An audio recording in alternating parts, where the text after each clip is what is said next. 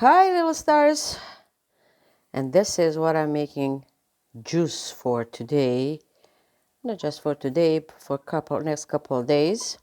So carrots, I think I have like 6-7 carrots.